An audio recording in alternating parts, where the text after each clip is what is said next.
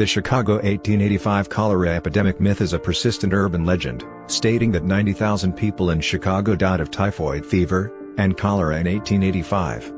Although the story is widely reported, these deaths did not occur. Lake Michigan was the source of Chicago's drinking water. During a tremendous storm in 1885, the rainfall washed refuse from the Chicago River far out into the lake. Citizens feared that sewage runoff from the storm would reach the intake cribs of the Chicago Lake tunnels, built in 1866 and 1874, and pollute the city's drinking water. According to the legend, typhoid, cholera, and other waterborne diseases from the contaminated drinking water killed up to 90,000 people.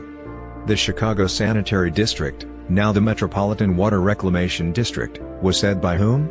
To have been created by the Illinois legislature in 1889 in response to a terrible epidemic which killed thousands of residents of this fledgling city. However, analysis of the deaths in Chicago shows no deaths from cholera, and only a slight rise in typhoid deaths. In fact, no cholera outbreaks had occurred in Chicago since the 1860s. Typhoid deaths never exceeded 1,000 in any year in the 1880s. The supposed 90,000 deaths would have represented 12% of the city's entire population, and would have left numerous public records as well as newspaper accounts.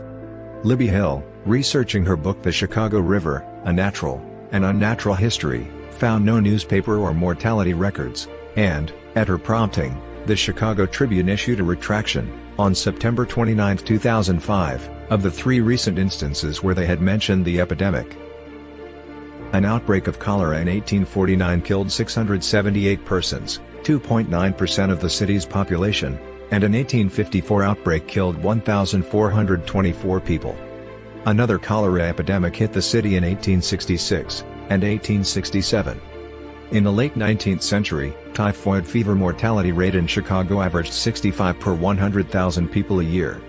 The worst year was 1891, when the typhoid death rate was 174 per 100,000 persons.